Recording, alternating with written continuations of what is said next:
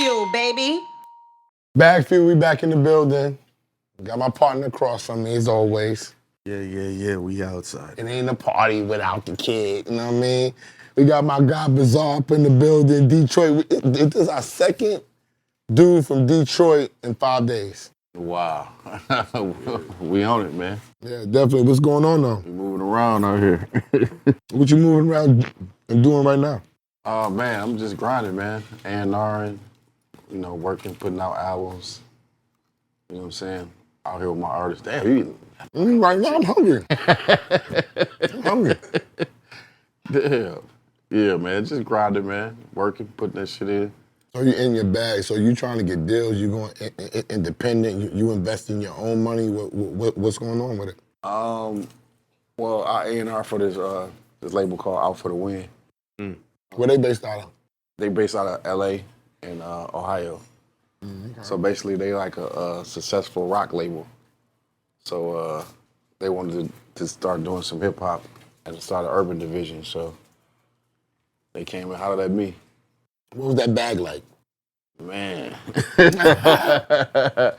Man, I'm gonna be honest with you, man. It was more of a ownership situation thing. But I say this one thing, I got a lot of respect for A&Rs and managers now.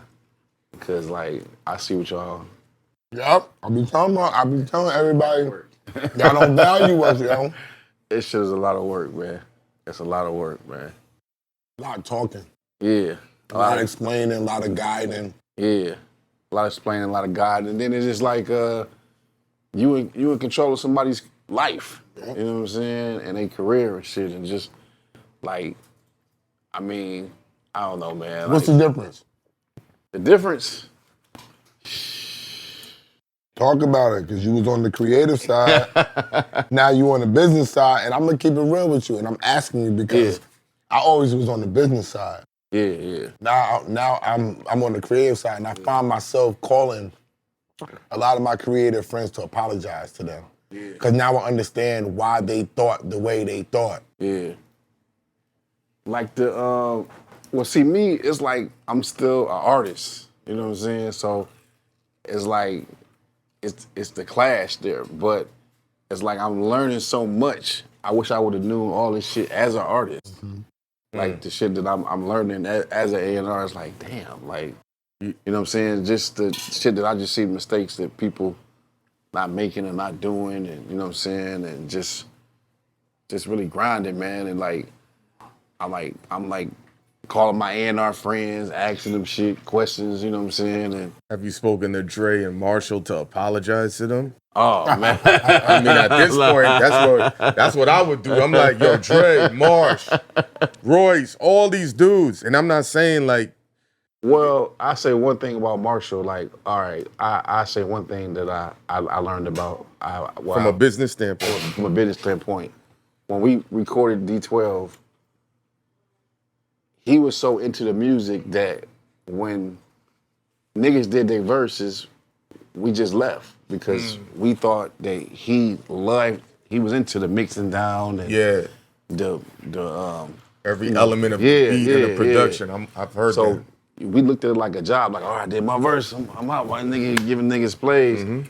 But then I found out later on that he I'm already on, nigga. I already sold 20 million records. I'm doing this for y'all. How y'all niggas is going home and I'm mixing y'all records. So if I'm up here, y'all should be asleep next to me, you know what I'm saying, or still there. But you didn't talk to y'all about that? No.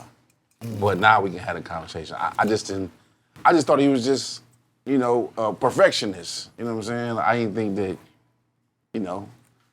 it's 6 niggas in the group. After a nigga do their verse, they trying to, you know what I'm saying? You know what I'm saying? So I would say that I never been to the studio before and wasn't working.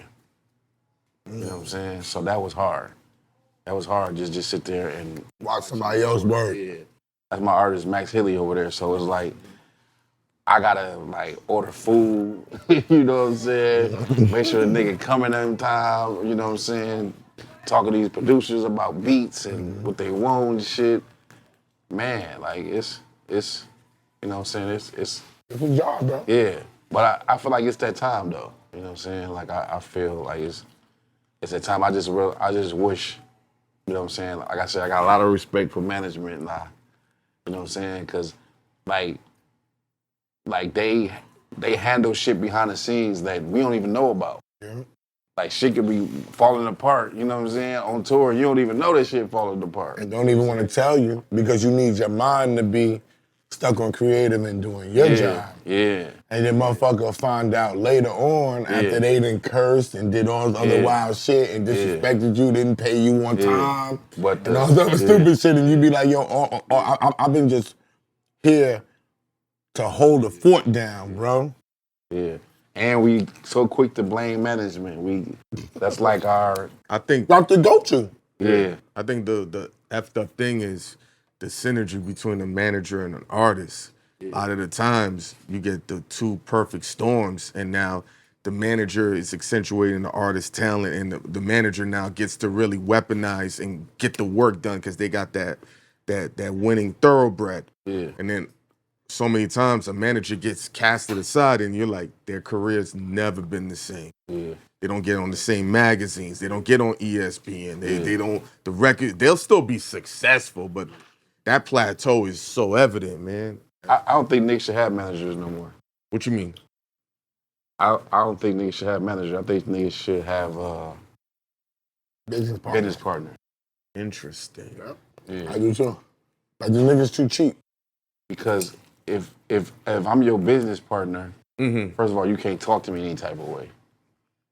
When somebody your manager, man, you kind of feel like, man, you know what I'm saying? But also, as your manager, as your business partner, I'm going to care more. You know what I'm saying? It's an investment. Yeah, because could I really, live off 15%? Just say you at your low. 20. Well, 20, yeah, 20. Damn, he Some man, niggas he's 30. still sorting us out. Like, damn. But I'm saying, all right, just say, 20%. But, just say, you know what I'm saying?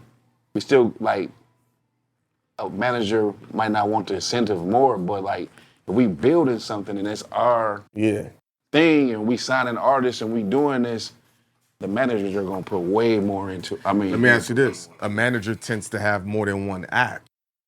Now, how does that gets tricky if he decides to be business partner. That's running your company. Hold on. His face is looking a little different. Because we got a former manager and we got an artist. It don't make a difference. Hold on. Let me hear Brazon. Let me hear you. Because this is interesting. I say in the past, anybody that signed Shady, we was like, who is this nigga? You know what I'm saying? Interesting. It's kind of a little, who, you know what I'm saying? I ain't gonna say a little jealousy, but your eyeballs who is this nigga? How does he fit into what we doing? You know, is he gonna take the attention away from me? You know what I'm saying? Is it a package deal? Is it my homie? What's going on? How does that fit? How did y'all feel when he signed 50 then? Is that how y'all felt? Like, fuck this nigga? No.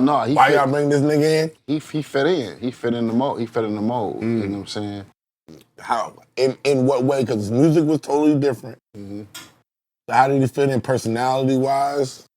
Well, shit, we heard about him already before he signed. So he had a buzz already. So, and then he came in fitting in. You know what I'm saying? He came in being playful. Fifth, having fun. So it was easy to like. You know what I'm saying?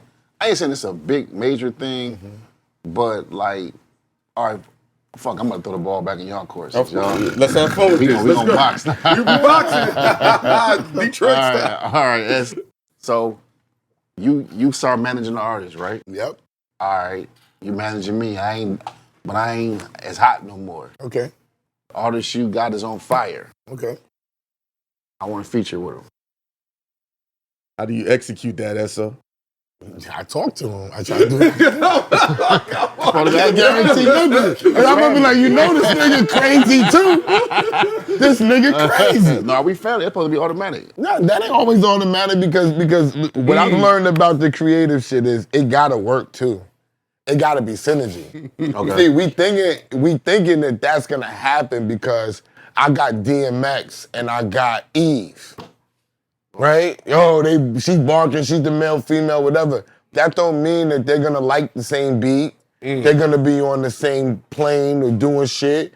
You might be looking to do a single with her. She might be looking to do a street record with you. Where's the hook at? What I learned about records is, whether we realize them or not, sometimes it's on purpose, sometimes it's not. They all tend to make sense. And bizarre. So can we talk about the time you try to put two people together and then Beyonce's mom had to call you? Nah, I won't talk about that. It wasn't putting two people together. It was an incident. It wasn't putting two people together. See, I can't tell him nothing because Beyonce mom can't tell this nigga nothing, dude. And then, yo, I know this nigga for 9 years, bro. And I just told him the story like last week. He's like, you never told me that. I said, yeah, because I don't really want people to know. Because Beyonce mom cursed me out real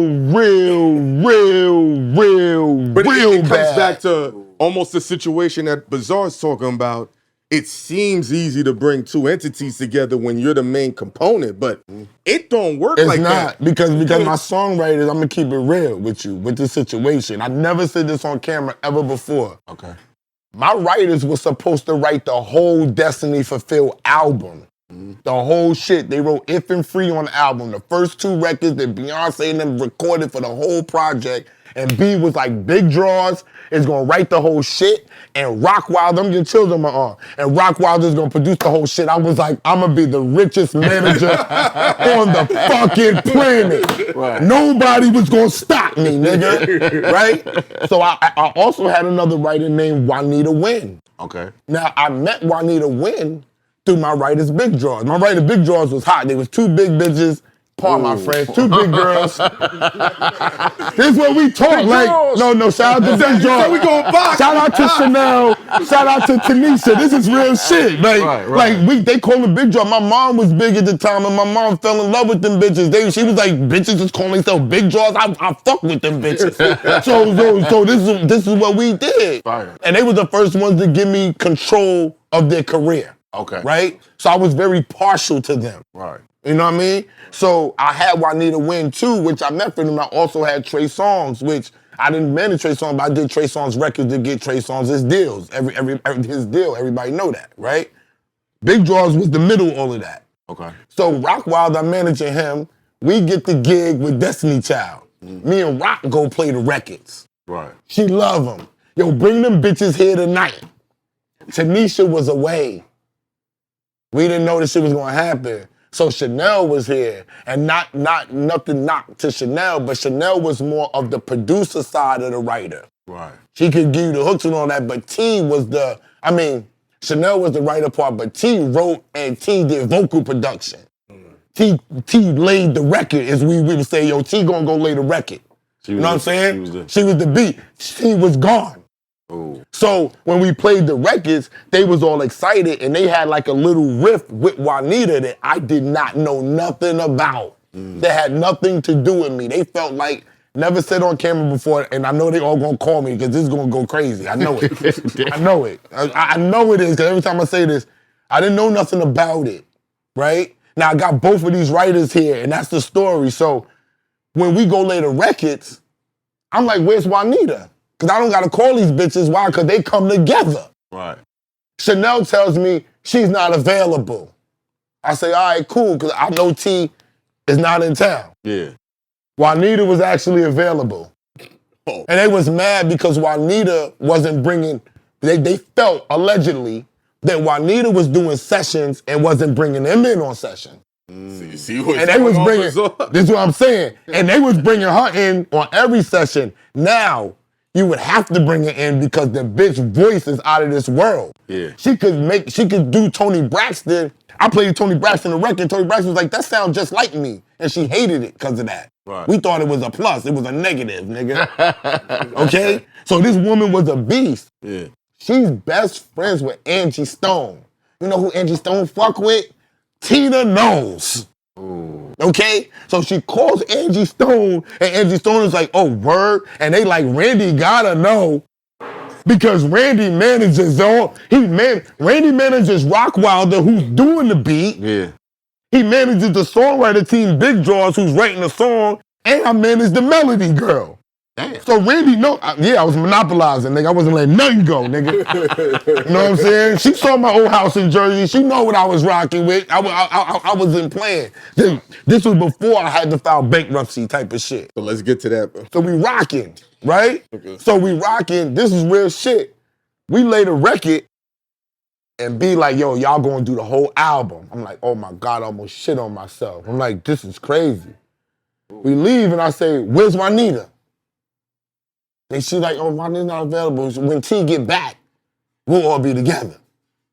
There was never no get back, right? No, T got back the next day. We laid free, right? Yeah. Juanita's still not there, but I'm still like, they're part of the writing team. I don't speak to them all. I speak to Tanisha every day. Yeah. That's my go-to. Yeah. You feel what I'm saying? And she's the general of the girls. Yeah. Nigga, I'm outside my house. This is real shit. I just do a publishing deal. I'm trying to buy a crib on the phone, nigga. I swear to God. And my phone beeps and I say, Texas, like, who the fuck is calling me? Yo, hold on, bro, because I'm getting money. Yeah. Is this Randy Parker? Yeah. Oh, God. This is Tina Knows. And do you know what song? And Angie Stone is on the phone. Because I'm like, how you get the number? Angie Stone is on the phone. I'm on three-way with Tina Knows and Angie Stone outside my crib with a newborn in my hand. Damn. Hey, yo, do you know something so why was Juanita winning out if I said Juanita wasn't available? Well, Juanita was available. And I find it hard to believe that you didn't know, being that you're the man and you're the center of all this. What type of business did you do? And the F-bombs was flying. Motherfucker, who the fuck you think you are? And fuck. And I'm like, oh, shit. I'm like, yo, I'm bowing down. I'm like, yo, Angie. And I was in the studio with Angie Stone with Juanita Wynn. Yeah. So when they called me, I'm like, yo, I would never, well, I'm letting you know, y'all not writing nothing on my daughter project no more. And that's Bang. That's what we call management. Bang, hang up the phone on me, and nigga, I said, what the fuck just happened? How was I on top of the world? I was that nigga yesterday. Yeah. Yesterday, I was gonna be the number one nigga, you hear me? Yeah. Aight? And I got the phone call, and I called them bitches, and I'm gonna say this on camera, and I said, let me ask you a motherfucking question. I'm gonna ask y'all this question, and y'all better answer me, my niggas. I said, did y'all freeze Juanita out? Why you asking me that? I wanna fucking know. Did y'all freeze this bitch out? Because Angie Stone and Beyonce mama just called me and fucking tore a hole in my ass, pause, and I don't even know why they did it. Yeah. And let me tell you how official it is, and we're gonna go on to the next subject. Right. We didn't get no more records. And If and Free would not have made it if Beyonce didn't love Rockwilder. She called Rock and said, your 2 records is good. See you later. And let me tell y'all how much money. We never worked with B again. And let me tell you how much money we lost. I never said this on camera. This is real shit. If and Free was a sample. So we got no publishing. Rock got 5% and 10% on both records. Look at your face. No, listen, this is how, it don't even matter. Yeah. Our first check from a first quarter of Beyonce shit was $330,000, nigga. Nasty. But with no publishing, that was just producer points, nigga. Yeah. And we got 330 racks off of 2 songs with samples. Do you know how much money? I would still be spending that money to this day. Damn. I couldn't have spent the money, my nigga. You feel what I'm saying? Because even after that, I stopped managing Rockwilder and I missed out on other checks because I didn't have my paperwork right, thinking, yo, this is my man. Although we made up later, I'm going to get my money. I'm going to get my residuals because he know that's my money. Yeah. That's management, bro. I never got back with being them like that. We never did another shit. We almost did when I had Yummy, and Ho vetoed that. Damn. Dead and that. Oh, about the other shit. That's what he did. Dead and that. Nah, you ain't getting in there. You ain't getting on this other project. Dead and that, nigga. That's real talk. Rockwilder ain't seen a Beyonce or Destiny Child track since then. And they love him. What you learn from all that? You gotta be on top of your people. You can't trust another person to convey to another nigga.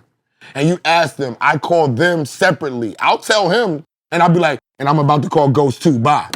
That's what I learned. I gotta tell him, her, all the story separately if I'm a manager. Right. Because one nigga fuck up the story, it's your fucking fault, bro. They're gonna be like, Bizarre said this, Bizarre did that, he ruined my record. Then somehow he got Eminem involved and Dre and froze me out. The story's gonna spiral out. Niggas got in Rockwilder's ear. This is real shit. Yeah. The reason why I stopped managing Rockwilder, and I thought we was brothers. This is the shit that be fucking with me. Niggas told him, oh, you ain't getting no work from J&B because of your manager. He called me and told me that. I said, because of me? I'm the littlest nigga on the totem pole. Jay-Z don't give a fuck about me. Are you kidding me? Right. To not give you work and you Rockwilder and he bought 10 beats out of 12. That ain't because of me. Right. And right after that, Stargate got me a deal with my artist range. Where? At Rock Nation. Oh, there you go, Bizarre. Damn. So, is it possible to get two artists to work together that both, that's why I think it goes back to the original question. How do you manage that if you got one entity here and another entity there? Think about the whole story you laid out where people are freezing each other out and you're still on top of it. So that's why when Bizarre says, who's gonna get the budget? Who's gonna get priority? What's going to happen? And you know, as an artist gets older, the label's like, we don't want to push them anymore. Not because you can't make good music, because you require more money. It ain't the same from 22-year-old to 29-year-old Bizarre. We gotta pay. He been to Pakistan. He got $100K for a show. What's the budget like? But if y'all was business partners, he would have a part of the artist that you managing or doing with, and he'll probably feel better about it. Isn't that a production company? Isn't that what they done froze out? I done said it on 2 episodes. I said, we don't have them no more. Yeah. We don't have nothing. Because Interscope, you can't, it wasn't no A&Rs. On Interscope, you have to go through a production company. Yeah. Interesting. Which was Jimmy Iovine. Which was Kanye, Kanye, Pharrell, Shady, Dre, and he had Polo the Don at one time. Polo Don, yep. That's how they had to go through Interscope, right? Yeah, that's how. But Jimmy Iovine, you was talking about that. But Jimmy Iovine is a former producer. Yeah. So he's about the creation and he's about the music and he was about spending that money. He knew it took money to spend to make more money. Let me ask you this. Let's spin it back to something, because Bizarre, you said, what if they're business partners? So let's create a hypothetical situation. We're business partners, but I become an A-list manager because of your record. Nobody knows me, but because I'm working with you, and I get another artist, does that mean because you put me on that you're entitled to some of that percentage of the next artist, which is music business industry? We should have we should be partners. Yeah, I don't. What do you think? Are you saying if you just do management? No, listen. Okay, I'm your manager. Okay. But Esso's my artist now. He's my second artist that I manage. But I'm a superstar because of you. Now I ain't got nothing to do with him. He don't get no money. But he don't get 1 red cent unless should it not be that way if they're business partners, not managers? No, but this is why he's saying you need to be a business partner. Yeah, that's what I'm saying. Because once I'm your business partner, then you're a part of all that. But you know what the flip side is? I'm a part of your shit too, though. Yeah. And niggas always niggas is good with taking your shit. I feel better about it. What you think though? Because I think you bring up an interesting point. But you know, once people feel like, yo, he put me on, but he's not entitled to this other percentage, I always feel like it don't got to be something crazy, 2-3%. Like it keeps everybody circulating when things is not going up. That's more how I'm looking at it. Yeah.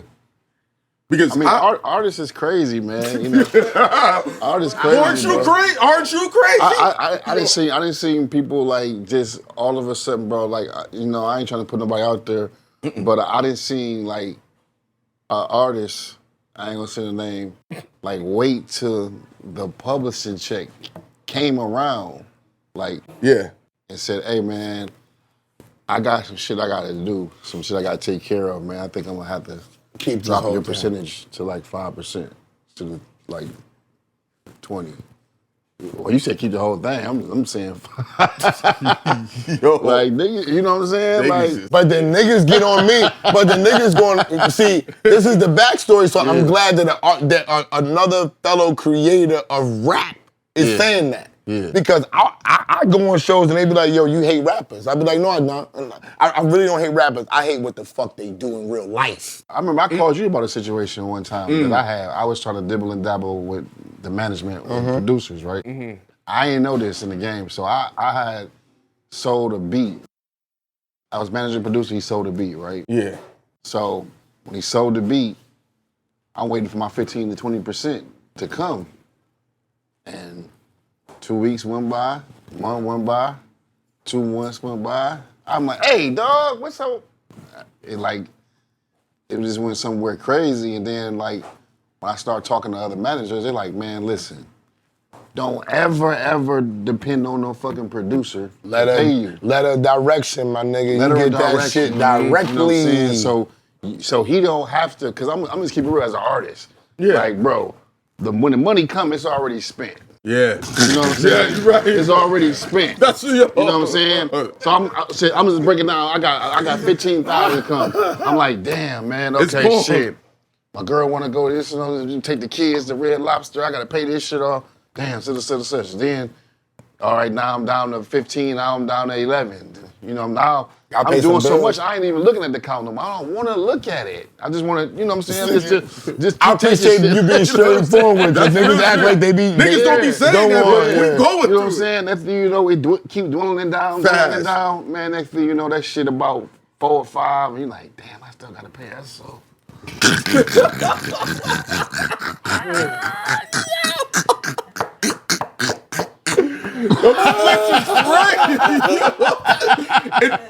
And what's crazy is people don't get that. If you just take that, like, I respect the artist. Just say, man, I don't even want that in my hands. Take that shit off the top. I don't even want to see it. You know what I'm saying? I think that's how it should be done. But I didn't know no better. So, you know, I don't think the dog was just trying to play me. I think that life was just happening. You know what I'm saying? But see, you can see that from the side because you lived that life and you've done that. Yeah. For See, what, but from over a 25 manager, years, from bro. a manager's end who never was a rapper and got the 30,000 and spent 29 of it and didn't have to explain to a nigga, well, I got a couple dollars for you. I can't pay you right now. We not gonna understand that. You know what I'm saying? And that's the yin and the yang. And I feel like when we talked on camera last week or whatever, and we said we want to try to merge the young and the old, and current people, right? How do you do it? It's stories of like people being straightforward, like what you just did. Niggas not saying, yo, I'm getting a 15, and by the time I get down to it, yo, it's 5, and I ain't paid the nigga. Listen to what he said. His wife wants to go to a trip. See, dudes ain't saying that. Listen, if you got women in your life, your money is theirs, especially when it's a big check. I will say this too. Never go in business with a man that's his back is against the wall. Doesn't desperation make for great moments? And I'm saying if his back is against the wall as far as he need money, he's gonna always choose his family over you. That's true. So when it comes to giving your half, like, you're gonna be short. But see, if that's real shit. But then it's important to learn your business because, and I'm gonna say this on camera, right? A manager's power could go left or go right. You could use it for good or you could use it for bad. Why? The good is making sure you get paid. Yeah. The bad is when you understand you got control, making bigger mistakes and being greedy. Okay. Right? Because when you're a manager, you with the paperwork. They're calling you. Right. You do not need to have your artist know exactly what's going on because he's signing off and everything. You tell them, You tell the nigga, I'm not even telling this nigga I'm getting a letter of direction, bro. Yeah. I'm not even talking to him about my paper. Yeah. Because then that's a conversation that we don't even need to be having. He knows he's getting 15,000. He knows 3,000 of that is mine. Right. So if he's asking me, what is this? That's my 3,000, nigga. The lawyer drafted it, signed that motherfucker like you signing that motherfucker. It's the same thing. All right, I got a big one for y'all. All right, tell me what you think about this. Let's go. Me and my boy Charlie P, we got into a little debate about this one. So, if I come to you, I'm gonna say not even your manager, just a guy that's dealing with you, manager kind of Middleman. If I come to you and I say, "So, how much you want for a verse?" And you say, "Shit, 10,000. Give me Niggas gonna 10,000. charge us more. If I charge 20,000, do I have to tell you? No, nigga, give me what I asked you for. Oh, you already nigga. broke it down." Yeah. But rappers don't like I've been doing this for 20 years. rappers don't like that. What do you Well, think then about that? say your price. Hold on. What you mean? Okay, all right. So I'm saying if he asks me how much I charge for a verse, I say 10,000. All right. And he go get 20,000 for me, but he don't tell me. He just got my price, so he go to the dude and say 20. It's 20 and he paying 20. And he get 10 and I get 10. And I'm like, nigga, how the fuck you get? You know what I'm saying? Is it my business about what he gets? Because rappers feel like, how is you getting more than me, or even near what I'm getting? I've always been understood. What's 100% is zero? Zero, nigga. Zero. I'm not mad at what you're thinking. So see him, somebody wants to do, what's his price, right? He wants he's like, yo, just give me like 2,500, right? He to quote the dude like 8,000, right? Yeah. Dude like, yo, is he crazy? Like now it's like offensive to him. He's like, he's trying to charge me crazy.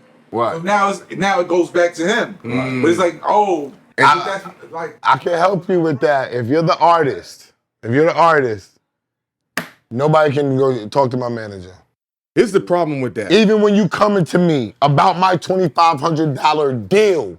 see, niggas get greedy. They trying to take the money. When you come to me my $2,500 deal, you don't even get to talk to me about nothing, But nigga. niggas play games fast. And what Bizarre is saying, because we when we had the IFC event, somebody played Took somebody money. Yes. Yeah. And they was like, who did you speak to? Right. So now they're thinking it's Jim Jones and Esso that did it because it's their event that they're curating. Now you got to go and pull the thread and say, you got.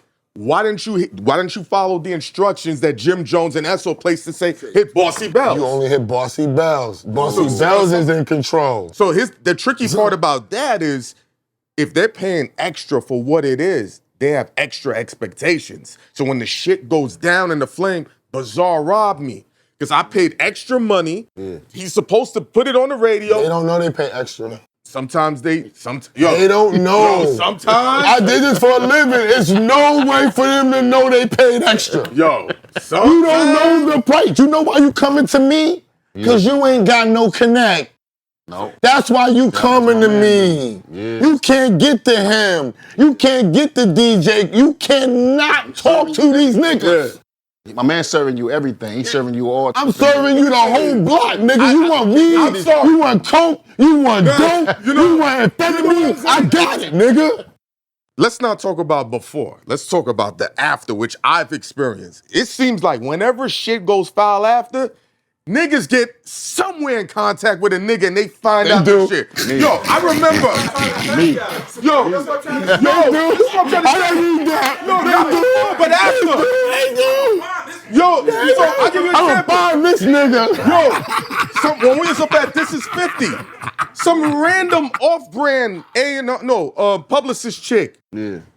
Write this nigga. And you've been around 5. Wow. He'll ignore every famous nigga. Yeah. This nigga has 30 followers on the gram. His fucking profile is an egg. And he looked at it. No, and he sent to 50 and said, y'all niggas robbed me and this is 50. And I remember he walked, he said, yo, who did this? They try to get a little I'm like, out of all the, niggas, celebrities is sending DMs all day. Right. They can't get through. This nigga got through. Somehow when the shit flips, it just gets through. You know what I'm saying? I'm pretty sure this. Yo, you just listen. Shit crazy. It all depends. I'm gonna tell you like this. It all depends the position you in. That's true. And who you fucking with. Yeah. My initial thing when I fuck with niggas is, what's your price? Yeah. And my next line is, if I get you that price, we good. I ain't gonna lie, that's how the South get down. That's what I was about to say. Money. That's what I'm trying to say. If I get you that price, if I get you your price, what are we talking about? Yeah. Like you said, your 10 grand, once you quote that 10 grand, I say, I'm gonna get you 10 grand, it's spent, right? Yeah. Fuck we talking about? But the thing about the South that's beautiful, like South get down. Like what they say is their price might be 50,000, right? Right. And all them street niggas will come up. They're like, I got 20 right now in my hand. Right. All right, I got 8 bars for you. Give me that 20. Right. Now the issue is that artist ain't never gonna promote that record. Yeah. Never gonna bump it, nothing. And that's been starting to be a big issue, I've noticed. I'm like, hey, listen, you got the feature. Now it's up to you to put the diesel fuel on it. Yeah. What's the diesel fuel? The money, nigga. What the fuck you talking about? Ain't nothing else with it. Yeah, they didn't get me and came and said, so what's the diesel fuel? Yeah, the money, nigga. The money, the popularity. This is when you go to the DJs and say, I got a legitimate verse from the club DJ. Yes. Yeah, the club DJs. I think what it is like I learned this hustle from the South. Yeah, they're number one at it. Yeah. I agree. And I think it's genius because they ain't with that old traditional 15% manager. Like these niggas is like my boy, he fuck with like he's not even a manager. He just know a bunch of rappers and he go to niggas and say, yo, how much you do for a verse? Oh, you 10. He got about 8 niggas. Yes. I know he got service. I know niggas that got that service. And he 730 more work to do that. Yeah, and they just, you know what I'm saying? So that's the way niggas doing it. Like, another way niggas is doing it, like, man, the South guys, man. Yeah, they got it down pat. The South got some hustles, bro. Like, they got this one hustle they do, like, say, like, I say, like, Buck, right? Say, like, Buck used to charge, like, 20,000 for a verse. Mm-hmm. But he ain't as popular no more to charge 20,000. Yeah. They say he charge, and Boosie do the same shit, say he charged 7, 8 for a verse. Mm-hmm. I mean, for a show. So he'll tell the promoter, all right, I'll do it for 7,000, but you got to give me 4 features, 5 features at 2,000 or 3,000 a piece. And the promoter go, oh, okay. And he'll set it up. Mm-hmm. And they'll set up some studio time for 3 or 4 hours. And the niggas they coming the through. Promoters out like that. What? Niggas coming through, Boosie. What's your name? MC such and such and such. Rap, do the little video with him, man. They got it like a conveyor belt. All right. They put a 4-hour block. Yeah, he know it. 8 bars per artist. All right, boom, 10 minutes, boom. Nigga be like, next, get him out. Say your name in the song. Say your name in the song. Yeah. You know what I'm saying? Giving these niggas out of there. Still walking away with 20,000. Fast. 20,000 for what? 40 minutes of just rapping? Them niggas is hoes. Off the top? I'm not talking about the rapper. The rapper's the pimp. Boosie, you really pimping out here because the promoters is hoes out here. Put them niggas on the stroll, my nigga. Does that work in your hometown though? Because now it's a different currency and energy coming out of Detroit. We spoke with Vezo about it. Yeah. We named like 20 Detroit dudes. That's a lot. And out of everybody, we had forgotten about Big Sean.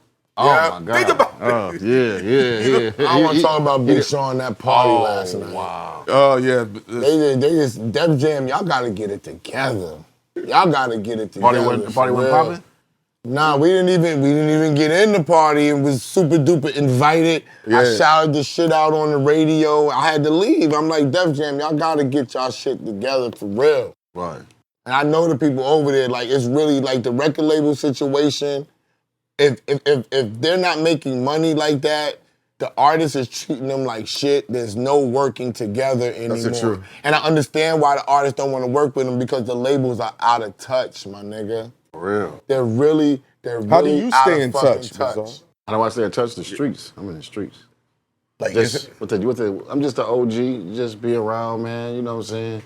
Kicking it with the young youth. You know what I'm saying? And just. How do you build that connection? Because sometimes there could be an age gap and the connectivity don't hit the same. But it seems like with you. Yeah. Shit. Man, I don't know. You always just look like you having fun. Yeah. Man. I just be out there, man. I'm always ready to work, man. Like I was raised as a grinder. Like I've been coming to New York since I was 16. Like sleeping in cars and eating dollar slices to survive, and you know what I'm saying. So that mentality just never left me. So like as far as the youth, like you know, I ain't one of them old rappers that's just like, oh man, fuck them niggas, or ain't fucking with them young niggas. So I be kind of like where they be at, like you know, the studios, hell of a studio, this studio, that studio, and you know, I still you know roll around, you know what I'm saying. I still think I'm a young nigga, man. I mean, hip hop keeps you vibrant in a different capacity. It keeps you fresh. It keeps your mind open in a whole different thought process. You know, I gave this example about this shit, and some niggas got mad at me about it. Like, I just hate when old niggas be like, "Oh, I ain't never heard that nigga before. Oh, I don't know about that. I'm like, bro. That's why they old niggas. This is our profession. Do you think LeBron James don't know who's in high school? He know niggas in high school that's balling right now that's gonna go to the league. He know. He's watching it. So if you say this is what you do, this your sport, like how the fuck do you not know who coming up? Because they retired. It ain't they sport. Niggas retired. What rappers really retired? Niggas be retired. Like all of them niggas be retired. They be putting out doo-doo records to just go on tour and do their own catalog. You're retired. You have to fucking be doing active records and making a difference in the fucking musical landscape. So if they put out doo-doo records, they're officially retired is what you're saying? If you're not making records, nigga, you're not making. I'm not mad at this. They're not competing. They're not in the arena. They're at home making their own vibe. They're not in the arena competing, my nigga. Skilla Baby's competing. Nah, he gotta compete. I'm not even talking about rocking. He gotta compete. Because he gotta make his name. He gotta build his name. He gotta keep going. These other niggas are old. They're 50. They're 50, they retired. They're fighting retirement. It's like, yo, bro, we gave you the 401k, relax. Your 401k, you know what your 401k is? You get to do your shows for the rest of your life. That's your 401k. Your karaoke group. You're not, but I'm just saying, you're not out here though, bro. Yeah, but what I'm saying is, we have older artists that say, it's your mind state. I agree on that. Mind state, bro. Because you got to think about it like this. Not to cut you off. Yeah, no, let's talk. You got to think about it like this, man. And I know this might sound fucked up when I say this, but when I hear an older nigga like, yeah, man, I got to get up out of here. I got to pick up my son from school, and I got to take my son. I'm like, oh, it's over. You know what I'm saying? Like, it's over. You know what I'm saying? Is this true, Ghost? Because I'm still on that. I'm still rapping like, you know what I'm saying? Like, not saying that I, you know what I'm saying, don't care about my kids and shit like that, but I'm just saying like, my rap, that's all I know. This is all I know how to do is rap. This is my life. I go to the studio every motherfucking day. I don't even. But what about reinvention? But you saying that you reinventing yourself just because you know about rap. This is the invention of BagFuel. The invention of BagFuel is fueling young minds to get to the bag, right? Which legally. You've been talking about with the South and but everything. the music side of it is all everybody want to do is music is be a rapper or a producer. And there's so many other jobs. It's as far as music, nigga, it's over for me. You know what I'm saying? Interesting. So what I'm saying is like it's so much other shit that you can be doing. Like what I'm saying is the greats, they just keep moving on. Like, oh, he managing him now. Oh, he over here, he doing this. The niggas that's really in it, they just keep going. You know what I'm saying? So that's what I mean by the music business. I got you, my bad. You know what I'm saying? But niggas is out here just, you know what I'm saying? Just existing, bro. When did you realize it was over for you? I just realized it was over. Damn, hold on. I think about what I said. It ain't over like that. He said, don't put me in the grave, yo. He said, do not put me in the grave. I mean, like, over. I mean, like, all right, I say it's, all right, this is what I mean by it's over. I'm not trying to put a record out and being like, oh, this shit about to go #1. I gotta go do a promo tour. I gotta go do this. I gotta go do that. Man, cause you know, we all think every record we about to put out about to be the shit. Like it's gonna blow, man. It's gonna be this and that. And I realized after I got older, I can have the hottest song out, and it's just because it's me. You know what I'm saying? It might not do shit, but Skilla Baby can have the same song. It's just because, nigga, Younger they in the already wave. they already got a perception of you. Nigga, you the nigga with the shower cap. You the funny nigga. We don't want to hear you talking about this and that, woo. So when I started embracing who I am, instead of trying to compete with the young niggas, you know what I'm saying, and do some smooth shit, like, you know what I'm saying? You know what? Stacko, he said some shit to me that kind of fucked me up. It changed me some shit. He said, yo, man, niggas be trying to chase shit so bad. He said, bro, if you ran in the Future right now, right? He said, Future, he'll see you and he'll be like, what's up, man? You bizarre, you nigga from D12, the nigga with the shower cap. I'm like, okay. And he said, you'll be like, I fuck with you, bro. Y'all exchange numbers and you be like, yeah, Future, we gotta do some shit. Of course, industry, politics, he gonna say, yeah, no, I fuck with you, I fuck with you. He said, but then when you call it, nigga, it's Spin City, just because it doesn't make any sense. Yes. You know what I'm saying? But reverse that. But if I go to the Future and I say, yeah, man, okay, I am the nigga with the shower cap, but check this out.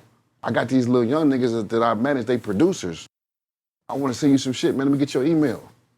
And I send him some shit. Doors open. And he fuck with it. Different revenue. You could even be on the hook. If the hook is strong, he gonna fuck with it. But niggas is so used to being rappers for the last 30 years, they don't know how to grasp the buck. Okay, but that rap shit is when you say rapper, there's a lot of niggas that it's like when before the word podcaster became a thing, people would say I'm a radio personality. Yeah. And it'd be like, what station you on? www. No, nigga, you're not on a dial. So I look at when you say rapper, you are a rapper. You right. Platinum records on the radio. Right. Went on world tours. You dig what I'm saying? And I spin that to say, that's a feeling 999% of the world is never gonna understand. So the fact that you still want to compete is because you know what that shit is from a competitive standpoint, a successful standpoint, and a legacy standpoint. So that's why a lot of times artists aren't gonna let that go. I remember one time, the illest shit Esso ever said is, when does a nigga get tired of being the man? You think Warren Buffett is tired of making deals? My god sister asked me, she asked me some stupid shit like that. She got mad at me. Don't say the whole thing. I can't say why she got mad at me. But she got mad at me. She said, ain't you tired of being a man? And I didn't even say so. I just looked at her retarded. And my man sitting next to me said, who the fuck would get tired of that? That don't make no sense. You know what I'm saying? But that's what they be looking for, huh? How you gonna be tired of being bizarre? The man from Detroit that made the impact, that came on a different scale. I'm gonna tell you when you get tired. I ain't gonna lie, it's a struggle right now. I'm about to say. Why is it a struggle? Go ahead. Because, man, it's like my A&R spidey sense be kicking in. You know what I'm saying? Like for instance, like when I'm taking Max on his promo run. Like niggas be like, yeah, man, so we want to do an interview with Max, but we gonna want to do one with you. I'm like, man, I ain't it's here impossible. For that. You know what I'm saying? It's impossible. No, but you looking at that the wrong way. Yeah. That's Max's currency. Yes, that's what's gonna get him. As long as you're not doing it with him. Yes. Don't do it with him. Yeah, let him do it. That's what I would say with Deb with us. Like, Deb came on here with Rocky. Now, we're receptive to it. I fuck with Rocky. Right. But Rocky would have been better served to just do it with us and Deb do it with us and have two separate shows and highlight them, have one talk about the other and the other. Yeah, let me give you an example. Okay. T.I. did one of our South by Southwest concert, right? Yeah. He knew that he's the headliner, even though he wasn't meant to perform. Right. He came in, did his thing to make sure the crowd stayed there. Okay. So then when he let all the other artists go, right? In order to keep the crowd there, he went and gave out the artist a mixtape in the crowd. Okay. And he gave them out one by one. So same thing with Max. That's your currency. All right, we gonna do that, but you only gonna get me for 15 minutes. You gotta give Max 20 minutes. You dig what I'm saying? Okay. Now it's like, just like how they was talking about the South and the producers, now you give him talking points to where he can go viral for not being controversial. then he could spin it back to what's going on with y'all. Maybe he met somebody. It starts to give value for everybody involved. Because there's been times, matter of fact, let me tell you a spin move.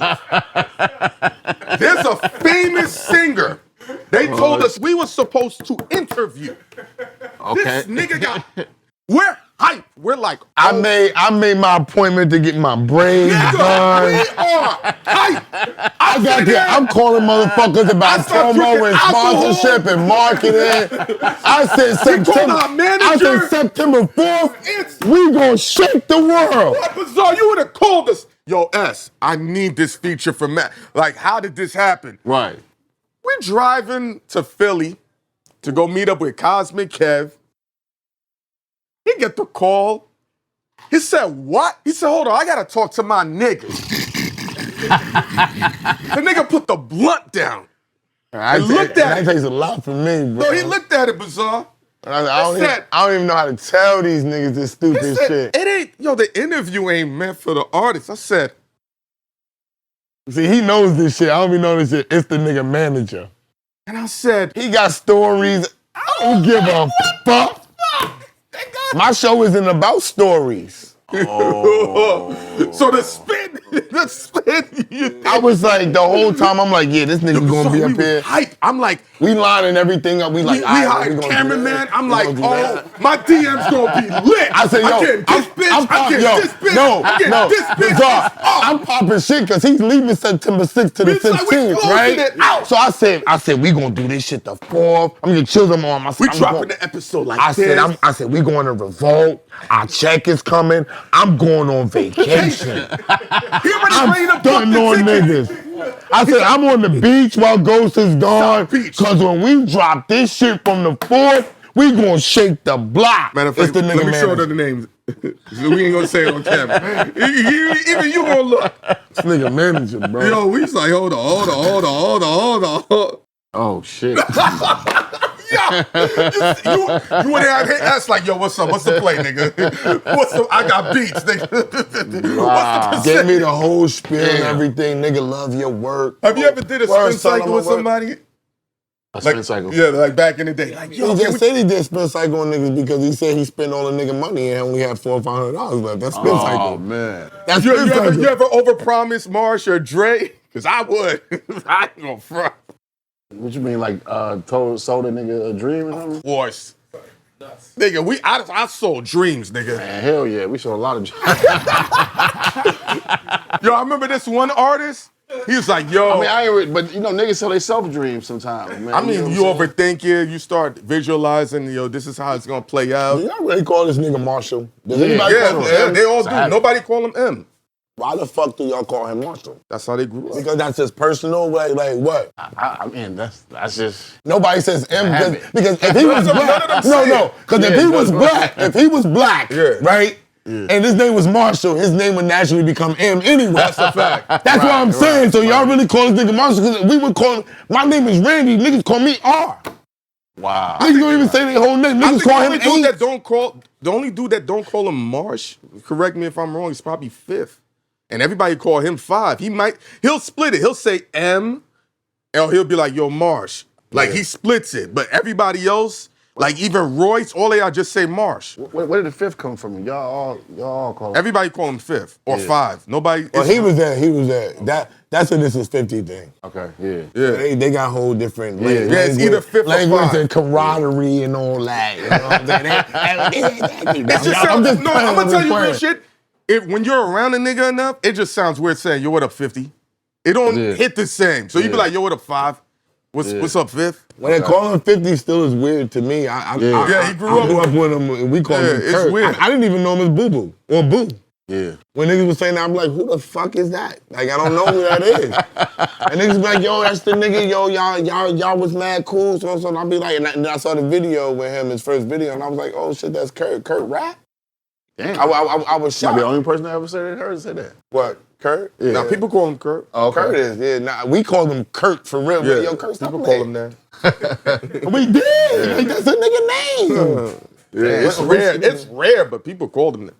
D12 sound was so different from everybody else in Absolutely. fucking Detroit, right? We asked people from Detroit, they'd be like, yo, that wasn't the Detroit sound, but it was the worldwide sound. Where did the sound come from? And why did y'all choose that route? That's a damn. You know why that question's complex. at? Because every Detroit artist acknowledges y'all, but they're like, that sound Wasn't didn't Detroit. influence us. Okay. It didn't It wasn't the motivate us. Detroit sound. Yeah, is and all we they like, basically say. word? So where did it come from and why y'all choose that route? Well, see, we had a big hip hop scene. Mm-hmm. Our first person to ever blow up in Detroit that we kind of looked up to, in my era, was Jay Dilla. And we was just like, oh shit, you know what I'm saying? He's making these beats for Busta, Q-Tip, and whatever. So we always had a hip hop scene. So the hip hop scene was kind of more popular than the street scene. Okay. Oh, okay. Yeah. Okay, I got you. The hip hop scene was kind of like, so it was like, so you gotta think about it like, Roy said this one time, like, you gotta think about it like, our hip hop niggas got signed too, like Slum Village, Yeah, we spoke with them about Royce, Guilty Simpson, Fat Cat, that. OB? OB, like they all from that same era. Is Cap One from that too? No? Cap One. It's from Detroit now. I'll tell you this, I will give you the jewel on this though. We were kind of like, we were like battle rappers, street rappers, right? So, when we did the song Purple Pills, it was kind of a joke. Like, it was like, well, it wasn't supposed to be serious. It was like a little jokey song. But, so when we did the song or whatever, we had like a debate on what should be the single. It was this song called Shit Could Happen or Purple Pills. Shit Could Happen was a street song. All our songs were street song, but Purple Pills was like the quirky song. So we was trying to decide which one. So the group wasn't feeling Purple Pills. Like, man, hell no, that's some corny shit. We ain't on that shit. So Proof, God rest his soul, was like, yo, we are M's group. So so basically, you know this because you in the business. When an artist becomes successful in platinum and he starts hollering about he want to put his group out, labels don't really like that shit. So they want to do it and get that shit out the way and get your ass back to work and doing what you do. So Proof kind of knew that, so he was like, if we come out with this gangster shit, our ass is out of here. But if we piggyback on what he already doing, and it's us anyway, and roll that route. It's an extension of him. It's another leg. That's why Lloyd Banks worked good with 50. Yeah. Because it was the same type of street rap, and so was Buck. But Buck was the street rap Of the in South. Tennessee. Exactly. It's all you can piggyback their style, their fan base, everything. Right. So we had to eat that. You know what I'm saying? So Was it worth it? yeah. How different is your life now? Because then they went back to the fight music and they, but it was a constant fight, but we, after a while we kind of embraced it. You know what I'm saying? Like I know I embraced this shit because like even the shower cap, I ain't like wearing that shit all the time, but Yeah, I was gonna. Shit, Did you that know what I'm hurt saying? you in the long run? The shower? cap? no, that shit made Was me bitches proud. liking it? Oh man, I didn't fuck so many bitches. I didn't fuck so many bitches with shower caps, son. They got to put it in the hip hop museum now, right? They be like, If it ain't his jersey, ain't that nigga shower cap, bro. yeah. Who produced myself. Purple Pills? Who produced that? M. M produced that one? Oh shit. So M really make beats? Yeah. Yeah. He hold on, hold he on. really be with He the- really yes. be on the NPC making beats. On the keyboards too, Yeah. chords, all of that, and he'll track it and all of that. DJ has stuff fucking with y'all now. Yeah. But he do it like how Drake do it. You know, they all the musicians around and shit, and they, you know what I'm saying, tell motherfuckers what to do. He don't get enough credit for that. Like people really. He ain't doing like Rottweiler, you know what I'm saying? Like, that's what you're saying. Yeah, that's what I'm saying. That's what I'm saying. That's my point. He ain't doing that. That's my point. He's not doing that, okay? He's not taking on the MP and the train and all that other shit. He's like, that's something. Make me some shit like. I don't like that shit. Put that drum with that snare and that with that, and I'm gonna come back in 45 minutes after I get some head and smoke. Yeah, you sound. My man what's said up, right? That was back then. It wasn't no Fruity Loops and all the rest of that stuff. God, the It was the MPC, the Triton. Come on, man. God work, what we talking about? But I heard you were saying some shit about Detroit as far as like. Oh man, everybody else. Man. Let's what did he say? I love Detroit. Let's get to it. I love What did you hear him say? I'm gonna be out there for Bezo's birthday. Bezo's birthday and Halloween. Oh, man. Yeah, we out there, I love bro. Detroit. Yeah, I mean, I think you were saying some good shit. But He agreed with me. Yeah. You gotta see the whole clip. He agreed with me. I said Detroit got a lot of talent, A right? lot, man. But Detroit is like a lot of these other towns that they don't want to embrace the business side of it. Because people don't understand the creative side of it is the easiest side. They think it's the hardest side because you gotta write records, it takes time to get on. But once you get your check, that's when work really starts for you. Now you gotta do a whole bunch of shit you don't like to do. So you saying a lot of niggas in Detroit don't do that? No, they're not embracing the business side of it. Like what? Marketing and promoting themselves. Knowing what you gotta do to go big. Radio guys. A lot of them are stubborn like my New York rappers. That they think that they supposed to just be getting certain things done because they certain niggas. And people and black people, this isn't a Detroit thing. It's just black people in Detroit. It's a black people thing. That we don't believe in investing in marketing and promoting ourselves because we want tangible shit. We want to spend the money on a shirt and wear it and she like it. But here's the thing. I think it is a regional thing. Right. Because in the South, that's never been the thing. That's true. It's never been the thing. They gonna spend the money. They gonna spend a bag. They gonna rob a trap house to spend the bag to get this shit moving. Whereas Northeast, even Midwest. But may I ask a question? What's up, S? I'm putting my hands up. What parts of the South are we talking about? Because we want to keep it no, real. No, New Orleans, Atlanta. It's only a couple parts because if Tennessee. If this was the case, right? What's up? Every down south spot would be popping. And they would have rap. That's not gonna work. Ain't nobody in Virginia. Nobody's pumping out of Virginia.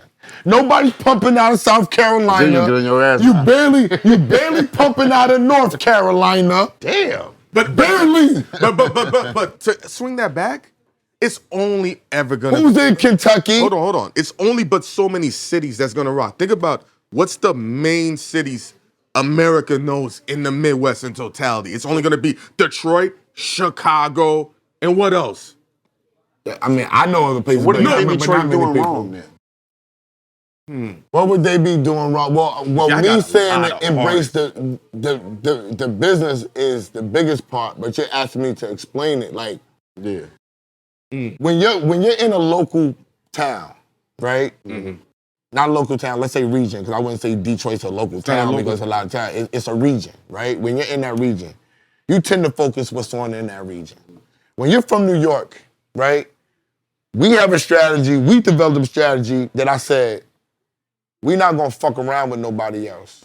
We only gonna fuck around with New York. It's 25 million niggas here. We not budging. You know why? Because nobody's thinking about being the king of New York no more. Because everybody in New York is like, I want to get down to Detroit. We understand we need to be in these other places. Yeah. That's funny. When you in Miami, Miami motherfuckers, they extending themselves. They want to be outside of Florida. We gonna dominate Florida. And what Cali say? One city at a time, nigga. Yeah. We want to get out. Yeah. And that's the part that when Bezo said, he's like, oh, you talking about taking it to the next level? Yes. Next level. Because there's no reason Detroit and Chicago, who are cousins, shouldn't have been merging as much. And where's my production companies out of both those regions? Chicago was so fucking hot. Had all the rest. Where's my production companies from Chicago? Where's my production companies from Detroit? Where's my Detroit niggas that got the shit that's gonna team up together like Jeezy and fucking Gucci's people did? Not them, but like they people did. Yeah. and say, yo, I got this nigga, I got this money. Yeah. Let's go do this together. Yeah. That's the difference. Yeah. I know my New York niggas not doing it because we so spread out, but I'm talking about a whole nother place like Atlanta. Atlanta did that. Atlanta had their production company set up, nigga. They come from production company, LaFace Records. Yep. So you said it's time for Detroit to get some time. Same thing. And then niggas gotta get see, it's a whole formation. Where is the A&R niggas from Detroit? Is anyone in the buildings? I say, like, me personally, every time I even inquire about a Detroit artist, like, they think they got it figured out already. That's what I'm saying. The black people. That's why I said it's a black. This is why I said it's not a Detroit thing. So you know it's a black thing. I'm gonna tell you the best mix. Now this is my A&R shit. So let me get on my. Let's get the bag. This is like, so when I go to the money man, you know, the guy from the label, right? Mm-hmm. I say, hey man, it's this guy in Detroit. His name such. He hot. He be like, okay. All right, I'll be like, he got 200,000 Instagram followers. Mm-hmm. He do this and that, and then he go, okay, that's cool. Yeah, he got some motion, man. And then the dude say, what does Spotify numbers look like? Mm-hmm. What is BDS? Is he spinning on the radio out there? Is he on Sirius Satellite? Can't tell this nigga shit though. You know what I'm saying? Just because of the followers and the little street buzz. But what about the timing, Bizarre? This is the part of bringing the young and the old together. We're telling the young niggas too late when they already hot. See, the young nigga over there like at 10,000 followers, I'm hot. Yeah. You're ignoring this nigga. Now he got 40,000, yo, I'm hot. You're ignoring this nigga. Yeah. When this nigga get 200, fuck out of here, nigga. Fuck is you talking about? I got motion now. Yeah. You should have been schooling, we should have been schooling him from the beginning to make him receptive for later. Yeah. Everything is all about timing. You know what I'm saying? But what they don't understand is even the emotion that they got is, I mean, I ain't gonna say it's lucky, but you still ain't nothing like that team behind you to make this shit valid. You don't know about nothing you never had. These artists, they should be all over the place. These motherfuckers got 3 or 4 pages. This and that, this is over here, this, you know what I'm saying? They don't need, you know what I'm saying? They don't know it's how. Not centralized. There's no business acumen. But also, too, people don't know what motion is. They only know from what a perception is. How many artists is ever gonna know what he went through? Slum Village? Yeah. Let's just really go through it. It ain't that many that can sit there and say, I know what it is to go to Istanbul where they don't speak the language and they're going crazy at the height. And I'm going to the Super Bowl. I'm doing this. I'm with Dre. Even you said, niggas don't even know what real beats sound like. Yeah. I had to tear a nigga hole in their ass. He was in the studio with Jim Jones, right? Jimmy's just chilling. They're playing beats. This nigga had a baby. Exposing like that. No, he said it on camera. He said, what the fuck is this shit? This is trash. Do you know what it is to do this? Them niggas packed up their Fruity Loops. Sent them niggas home. Come on. I sent them niggas home. Jimmy took a pull of the spliff. I sent them niggas home. And he wasn't even there. It was so bad. Was legendary. That shit was so bad. Red Alert's son came in. Yeah, I told him. I said, them niggas I said Mims. I said Hynaken wasn't there. Mims. I said, tell him what happened because niggas don't know. Like, and Jimmy's like, yo, this nigga managed Rockwilder for 10 years. Yeah. If it's one thing I know is I know a beat. You know what I'm saying? Yeah. So you know motion. Yeah. You know what real hoopla is. Yeah. But are these people going to get to that point? Man, I be gritting my teeth sometimes. I know. Like, man, I know what you need, man. Everybody's not meant to go to the mountaintop. I know. Even if you choose them. Yeah. They got to want it just as bad as you. Yeah. Like everything that we done, I made wild mistakes, but what I was willing to do was to work hard as fuck to correct it. Mm-hmm. Right.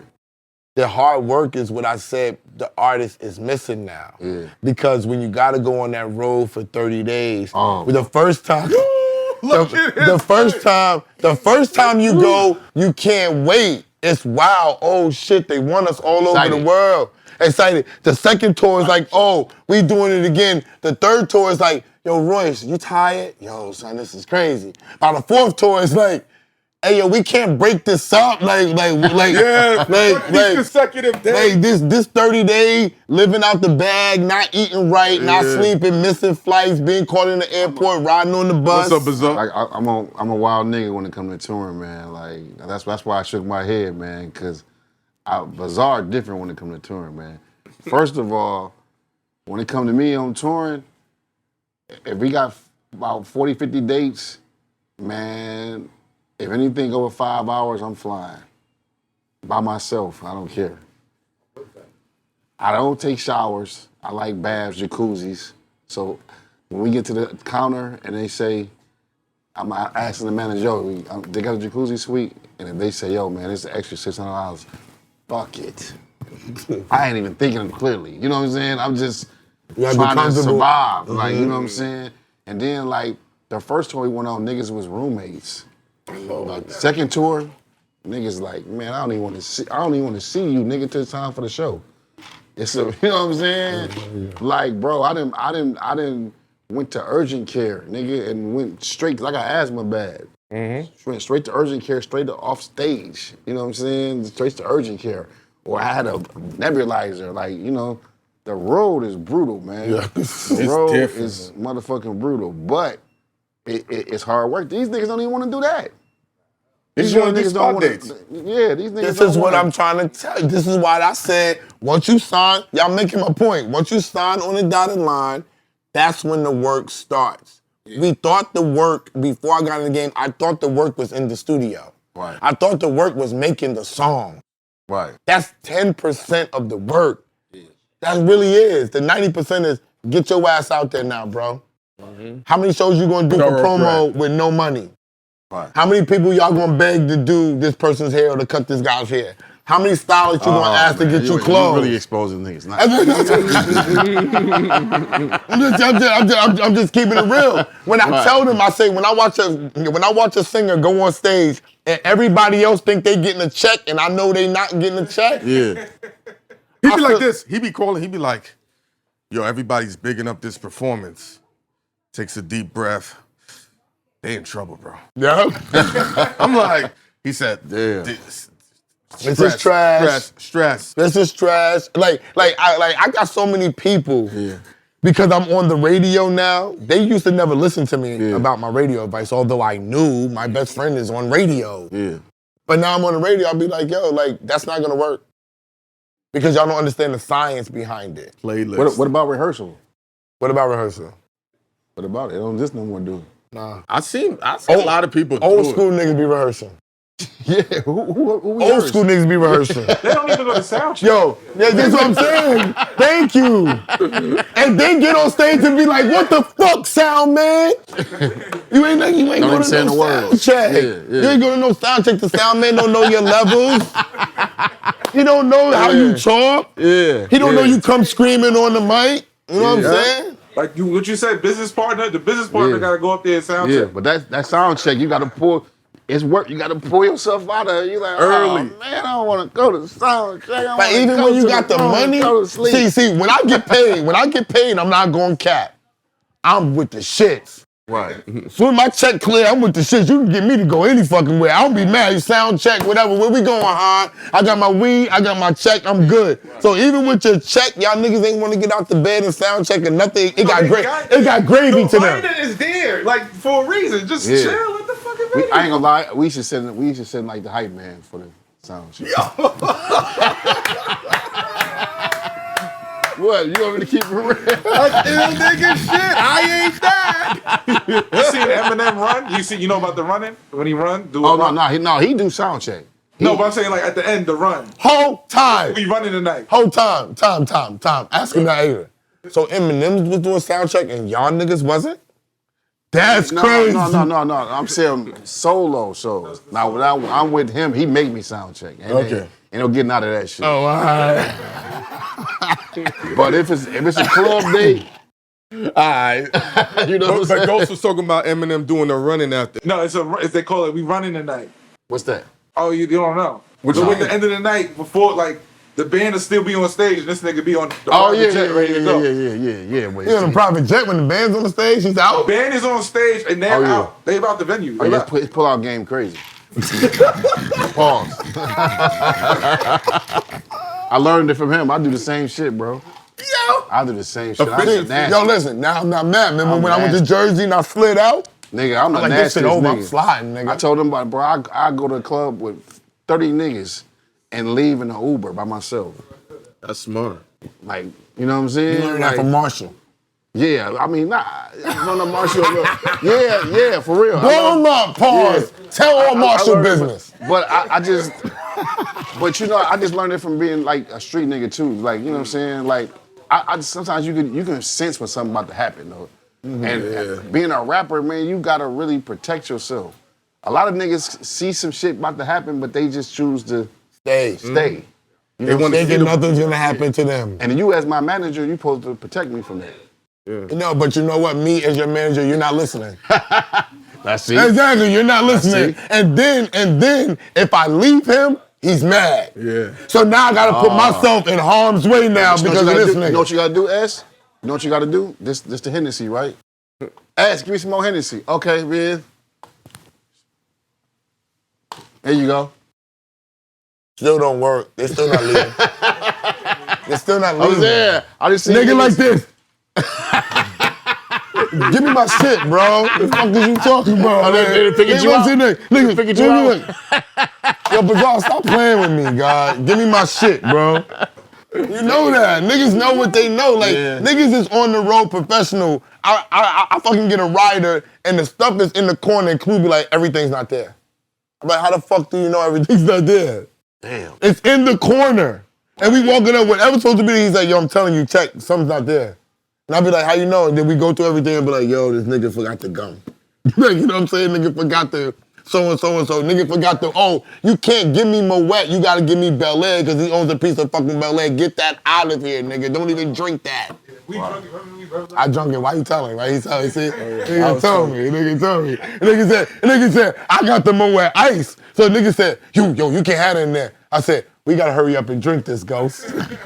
I remember that shit. Let me ask you a question on this one. Why do you think, like, back in the day, like, when we was coming up, like, you didn't really hear, like, rappers, like, really getting into altercations and situations like they did today? Because they you ain't never hear, like, because they respected us. This nigga, they respected us like basketball players inside the hood. The rapper was precious. Everybody wasn't doing it. Right. Everybody's doing it now. But was they protecting the rapper too? Yeah, they was protective of the rap. Remember, the drug dealers was the nigga making the money. The rappers was the Jews at first. They told the story. Then the rappers started making money. Right.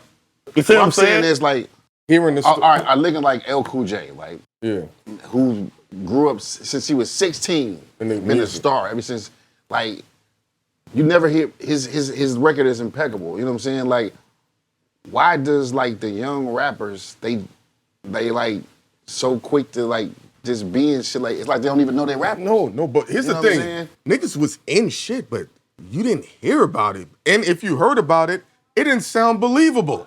LL and KRS got into a fight. We was like, for real? For real? We didn't know about it. Yeah, but we knew about it, but we didn't see it. And people would, huh? I'm saying but little we saw shit. it. That's what you're not understanding. But he's talking about locally, like. I'm saying little shit, like, man, a scuffle, but like, I'm talking about niggas is like, man, I'm about to go blow this switch off. brain. You know what I'm saying? Like, no, listen. I heard a crazy story with Fifth in Connecticut one time. Right. I said, yo, bro. Yeah, 50 now. I said, bro, I heard you did some swordfish shit in Connecticut. Yeah. He told me, no, he didn't. But I think he did that shit. You understand? But you hear urban legends, and sometimes it's either that nigga is crazy like that, or he not.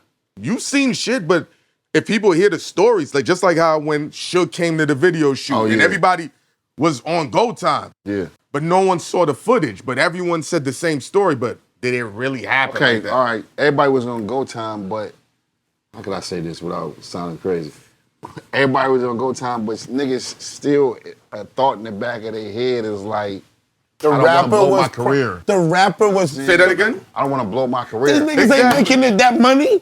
These niggas ain't making that money. What you talking about? The new rappers is not making what the old rappers was. The old rappers, are you out of your mind? Niggas was clocking in. Niggas, yo, the low tier rapper was getting $5,000 back then, and back then $5,000 like $15,000 right now. Yeah. Okay, and they was going for Thursday, Friday, Saturday, Sunday, home Monday. That's 20 grand a weekend. Yeah, 20 grand. He was making 80 grand cash. Your manager was coming home with 16 grand. You was coming home with 64 grand. And we're talking about a low tier. We talking about we was laughing at the $5,000 nigga like, yo, this nigga really do. Was we not? We was laughing at the $5,000 nigga. I was making more money $5,000 nigga. Yeah. We was looking at this nigga like, this nigga get 5 G's. What he doing with that? Right. You really performing with that? Right now? You a god. Right now? niggas, the fucking weed man told me, he said, Esso, why is everybody, I can't say his name because then it's gonna blow him up. Why everybody fucking with these rappers? The rappers is the broke niggas. Yeah. I said, why you say that? You know what I'm saying? He said, because everybody fool, they got the Maybach that's 4 years old. Yeah, Atlanta. Okay? He said Atlanta. They got the Maybach that's 4 years old. Their jewelry is all lab diamond. Atlanta. All bang bang. Right? He said, none of them are streaming. Nope. None of them are doing shows. None of them are selling albums. So where are they making the money at? They're not. Features? Bizarre. Without being nosy, how are you making the money? What? Oh, man, grinding. Because, huh? Grinding. Like, features, publishing, A&R, some mixture. Weed strain, you know what I'm saying? Like, yeah, I got a weed strain, you know what I'm saying? You know, weed legal in Michigan, like, that's what I've learned, man. Like, stop trying to live in your glory days. Be a businessman, man. You know what I'm saying? Go talk to this nigga about this, and you can have a nigga about this, and then stand 10 toes down. Like, somebody told me some real shit, man, and this changed my career. Sometimes your no means more than your yes. Sometimes you gotta say no. I gotta start saying no. I ain't gonna cap. You say no a lot, bro. What are you talking about? You gotta start saying no. I only say no when they don't got my money. Huh? I only say no when they don't got my money. Oh yeah, I need to say it more. Out of all of us, let's clear this up. I only say no if it's money based. Like if you gotta pay me, like you want me to come on your show, it's $2,000. That's what I'm saying. Like I'm saying no. But other than that, I'm saying no money based. But as far as like you say this and that, but it's certain shit you just not gonna do, even if it is money. Yeah. Like what? Say, fuck that. Nah, there's a lot. I got to think about it. Like what are we talking about here? What if it's a podcast? They got like 30 subscribers. I don't give a fuck. They got my bag. I'm there. Yeah. I just told our agent, and he was right on the phone with me. Right. He talking about McDonald's. Are we gonna get you McDonald's? I said, motherfucker, I want the $2,500 nigga too. I want the nigga locally who got $2,500 and he want to promote. I want his bag. I want the $10,000 nigga. I want the $250,000. I want all the bags, nigga. I'm working. Yeah. I used to be like that. I want all the bags. I'm working. What changed then? What changed is that sometimes when you take the little bags, niggas try to keep you in that category. You know what I'm saying? I heard, yeah. So, it was just a personal decision I had to like, nah. You know what I'm saying? Because niggas just, all right, man, you know what I'm saying? So this is your price. Let's quote you on there. See, remember, I've been a manager my whole life. Yeah. So I'm coming at it with the in a whole different way. Oh because no, I learned the hustle from Dub C. Oh no, I'm not talking about the hustle. Yeah. I'm talking about the of why and how I'm gonna explain why I'm taking it. Yeah. See, it's all about the whole marketing and who I'm taking it from. Everybody, you rarely could get that from me. But if you're somebody like yourself, like say you're not famous, and you're young and you're black, I'm gonna give you a shot. Yeah. I don't give a fuck what other, and a nigga will come and say, you charge him $2,500, and I'm gonna tell him I don't give a fuck. Your price is $10,000. Okay, what I'm saying is like not really money wise, because I ain't gonna say I ain't gonna turn the money down, but a look wise, like just don't take anything. Like you know what I'm saying? Like a nigga might say anything, like, man, hey, we want you to, I'm trying to think of some dumb shit a motherfucker wanted me to do. Motherfucker wanted me like to do a diss record on somebody, you know what I'm saying? Dissing somebody, or motherfucker wanted you to, I don't know, rap positive or some shit. You know what I'm saying? Anything, like just some dumb shit. That ain't my lane, so I'm not taking that money. Yeah. Yeah, I'm not taking nothing outside of my lane. So I feel you on that. You know, I just got to the point where I started telling niggas, hey, I ain't feeling that track. Send me something else. I didn't used to be able to do that. I was just making myself do this. And I'm like, I want the money. Fuck it. Yeah, nothing wrong with that. But I learned how to hustle from Dub C, man. Dub C. You know what I'm saying? Dub C taught me how to hustle. Like, Those are West Dub Coast C niggas. and Lil Flip taught me how to hustle. Little Flip don't Lil get Flip enough taught us. credit, bro. He that's Lil one of them Flip. South niggas that really. Lil Flip taught me how to hustle. He basically saying, nigga, I got, and this was when he was popping. He said, I got $500 verses, I got $10,000 verses, and I got $100. Well, depending on what you buy is what you get. Yeah. You know what I'm saying? Mm-hmm. Dub C taught me, basically, he taught me never tell your price. Always ask a nigga what's their budget. What their budget is. Yeah, I see these young niggas they be on the internet. Yo, man, I'm doing features for 300. I'm doing features for 1,000 a day. You just say I'm doing features and quiet. I'm doing a deal. I'm working a deal. 'Cause you know what? Because one time I was doing a little special on some feature shit, and a motherfucker called me. He say, I took Dub C advice and said, man, he said, hit me up and said, man, he said, I said, what's your budget, man? He said, man, I hate to insult you, man, but only thing I got is 15,000. I said, damn, 15,000? That's kind of low. But I can do it for you today only.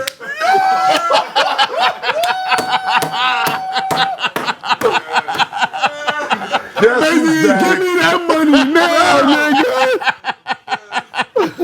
What? How we wiring that shit? Yeah. So Dub C, he told me that. Through West. That nigga went on tour with us. Man, this nigga was picking up so many bags.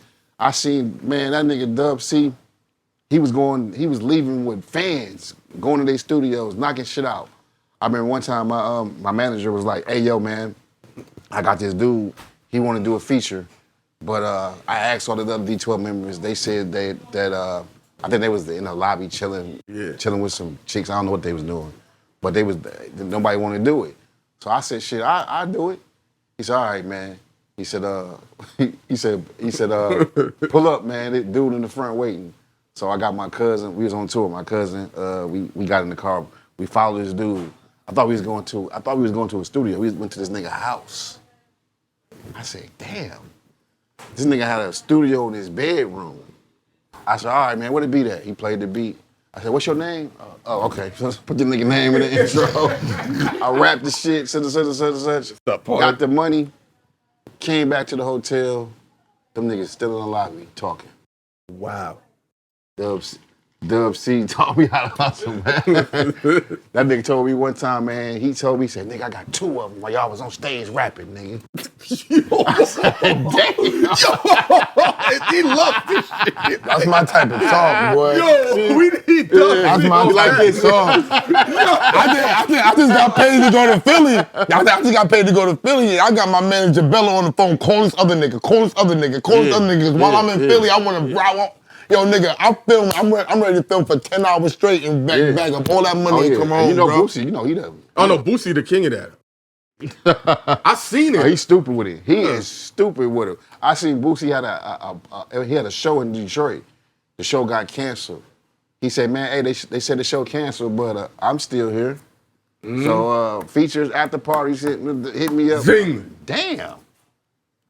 From Louisiana, them fucking Louisiana I seen niggas. Sada Baby. Them niggas know how to get money, in bro. the South by Southwest. He was chilling. He like, where the studio at?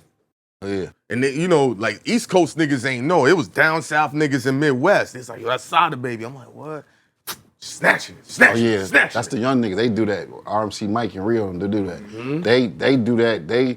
They go to niggas' towns because niggas want that in person shit. They don't want that over the email. internet. Yeah. So niggas would be like, hey, I'm in your town, man. We doing features. Hit me up. Blah blah blah blah blah. Man, them niggas. I didn't see Rio on Young OG make like 80,000 a night. Niggas lined up. He charging niggas. That's why niggas want to rap. Yeah. That's what I'm saying. Down south, niggas that's will why come. niggas wanna rap. All the niggas have like 20 bands in their hand. They be like, yo, what's my feature? Yeah. They be like, yo, it's 80. I got 20 right now Hey, for yo, 8 down bars. south niggas, I'm gonna throw some bars. Let for me y'all ask for you this 20,000. though. Let me ask you this though. As a manager, would you recommend your artists to get a feature and pay that money out, or would you rather put it in promotions? Put in promotions. Never get a feature. I'm all about myself. But you taking niggas' bags, but you want to. I'm all about myself. But you know why they gotta pay me? You know why they gotta pay me? Because they're not gonna market and promote. Right. They're gonna use So they're me. paying for that. Yeah. Okay. So they're using me, essentially. Right. If they were willing to grind it out like us and market and promote them own selves and put their events together, do their pop-up shops, buy their ads on the gram and stuff like that, buy their flyers, nigga. I had my flyers, I put my own flyers on cars, nigga. And we was hot. I was on Mav Show. I was in Southside Jamaica, Queens with the flyers, pressing them shits up, knocking them shits out myself. If they willing to go that hard, then they don't gotta pay me. They not willing to go that hard, they gotta pay me. That's just what it is. I got relationships. I'm sorry. I've been doing this for 20-something years. For sure. To stand next to me right now means something. Yes. You got to pay me. Especially when I don't endorse niggas, I'm the first nigga to be like, they're trash, they're trash, they're trash, they're trash. So if I say you're hot, they're gonna take me seriously. Yo, it'd be funny. Niggas be like, yo, can I get a song review? He has like a menu. 3 songs, 2.5 minutes apiece. That's a plan. This is this. $500 for 3 songs. And I need to. That's light. Yeah, he's like, I need to smoke my weed. Please give me time because I got to listen to it this amount of give time. him the rules. Yo, every issue we've ever had in hip hop that blew up was because he did not like a nigga's song or didn't want to listen to it. Yeah, niggas be mad at me about that. I be like, I'm yo, not just in the music pretend. business. I be like, yeah, he be like, yo, just Pretend you he's like like, yo, just bob your head. I be like, I can't. Yo, we lost a big I business deal just because he talked to wouldn't this. bop his head. Yo, fuck with the I business. can't I know that, do fool. that. I can't be like, In fact, let me type something. I can't, you know what I'm saying, nigga? The fake, I can't, I don't sorry. even know how to do that shit. Hold on. Everybody bobbing their head, and Hynaken looking at me, he giving me the eye like, yo, bro, bob your head. I'm like, I can't. Damn. Something. I can't. Shit trash. The fuck you want from me? What? Wow. He admitted it too. I like Relax. that I know. Read Yeah, the that's bottom. me. I know. I really want you show though. I like rappers. I like people Yo, he cost us a lot of money. I like people who work hard. Yeah. There are none. Like if you were not that good and you worked hard, and people who say this about, I would think niggas be capping right now. But I was at the radio station when Cardi B was first coming through, and niggas like, I'll never play a Cardi B record in my life. And I said, y'all cap. And they was like, what make you think I'm playing Cardi B? I said, because nobody's working harder than her. I'm not talking about the Cardi B that this superstar Cardi. Yeah. I ain't talking about that Cardi. I'm talking about the Cardi who was talking about the raccoons, that was putting out the mixtapes and all that other shit that nobody was listening to. And she kept putting the shit out. Mixtapes. Had the nigga, what's the nigga who's manager? Shaft. Shaft was in everybody's face with the music. And I can't name names, but niggas know now I was there. Yeah. And I would be sitting up there and I would be like, yo, Cardi B is not my favorite and all that. I didn't think she was gonna come with that first phenomenal album. It shocked me too. Right. But what I knew was, if that bitch keeps working and she keeps going, Right. she's gonna catch a break. Yeah. And that's what a lot of these people don't understand. A lot of these people stop moving. The biggest thing, people like, what's your biggest advice? I'll be like, keep going. They be mad at me, like, oh, for real? Yes. That's the hardest thing. They think that's a blow off. No, that's the hardest thing. The hardest thing to do. Keep going, man. The hardest thing to do, bro, is to keep going. After I was separated from my wife, these niggas will tell you, I was in the crib, bro. Was doing nothing. But when was time to put on the camera, Hynaken's like, I'll come get you, bro. I stumbled right on down the stairs, depressed, smoking, high, walking out the building high on the elevator. Niggas looking at me crazy. I don't give a fuck. Yeah. But when the camera came on, I was like, yo, we here, BagFuel. It's nothing else. Yeah, you gotta turn that. You gotta keep going. When I start speaking to my daughter, my mom's sick, you gotta keep going. This nigga got shit going on in his life. He can't tell me no reason why he not gonna show up. I'm not gonna accept it. If somebody died today, come to this motherfucker. Hope y'all listening, young and you grieve later. Yeah. We need your 2 hours, my nigga. Yeah. Okay? Gotta be savage about this. It's savagery. And then when I'm telling niggas it's about the money, they mad. It ain't about your creative I'll shit. tell you one thing. It's about the money. I work. My man, when he was on the grind shooting Money and Violence, Mo, he had a scene with Ebro in Brooklyn. And he got Ebro to come do the scene in Brooklyn. And that was literally the same day his mom's died. Nobody knew. He kept a straight face, didn't crack a tear, shot the scene. I remember we spoke about it, and he's just like, I got daughters, bro. So if I miss this opportunity, I'm probably gonna wreck the whole shit going forward. Yeah. And that's not to say you don't love the person that passed to the point that you ain't gonna stop, but we come from families where that family member's like, yo, figure it out today. Eat what you kill. And then tomorrow you celebrate me. Eat what you kill. One of my aunt's funerals went viral. He called me. Yeah. Some wild shit is on Yeah, they was having a big party. They're like, that's your aunt? I'm like, yeah. I said, that's how she wanted to be celebrated. Yeah. You know, so. And that's just what it is. What does Detroit mean to you, Bizarre? So, Man. yo, your town is dope for us, man. It's legendary, man. Ain't no place like Detroit, man. I just like it, man. It's very, very traditional, old school. I mean, Detroit just got a soul to it. It's just got a beat, man. It's a heartbeat, man. You just feel it, man. It's like this shit has been like really passed down to us from generations. Like even the Buffys, like niggas talking about Buffys, but our grandfathers was wearing Woods. So this Cartier shit is like It's different. this shit has been going since What like about the the 60s. fact that it's Motown? Yeah, all another that shit. thing. Cause y'all All don't that talk shit. about. I feel like the new Detroit. Yeah. Y'all don't really give a fuck about Motown no more. That's like old nigga shit. It's like Yeah. it ain't the respect there like it should be. Well, niggas don't. I mean, I'm just keeping it a bean. I'm just keeping it a bean because I'm keeping it real. I'm from Queens, Yeah, right? yeah. Def Jam. When I say that shit about Def Jam that they got to get it together, that's because yeah, that Def Jam is Queens label. yeah. That means everything to us. If Def Jam is trash, Queens But is here's the trash, thing. bro. Motown is not directly connected to hip hop, and then it started so much longer. Whereas Def Jam is like the number one label. It grew up with hip hop. Maybe that's the distinction. I think your example is straight on point. Motown was. I mean, I think your example I'm gonna is- say this, and people might think I'm tripping. Motown was bigger than Def Jam. No, we don't disagree with that. Motown was Motown is not even, and I love Def Jam. Yeah, but It's Motown, not even a fucking discussion about Motown. Motown has. Wait, let me just say this before we start moving on. The Jackson 5, Michael Jackson, Marvin Gaye, Smokey Robinson, Diana Ross. What's the other one that was in the 10? Stop it. Chill. Then they had the writers and the producers huffing, whatever them niggas was. Yeah. Everybody need to chill. Like, niggas right. don't be looking back and Barry understanding what's going. Barry Gordy's the #1 executive to walk this world and walked with the mob and was like, nigga, I'm doing this.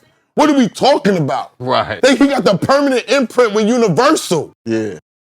Niggas don't understand. So when niggas is coming from rap, that's like saying, fucking Babyface and them don't matter to Atlanta. Nah. Oh. Atlanta would never say that. I don't give a fuck how hip hop and gutter you are in Atlanta. You know, Reed and Babyface, them niggas. Okay, you just made a valid point. That's Detroit, Michigan. They don't give a fuck.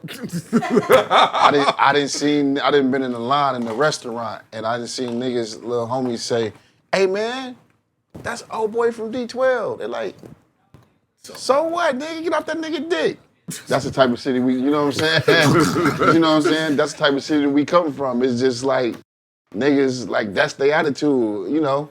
They show love, but in a negative type of, you know what I'm saying? That makes sense. You know what I'm saying? They show love in a negative type of way. Yeah, it's just like, I ain't on that nigga dick, so what, niggas, you know what I'm saying? So that's, but it's just like, I don't know, it's just like it's a Michigan thing. Like niggas is just, you know what I'm saying? But what I say is like our traditions never changed. Like our mamas and daddies, they all like that.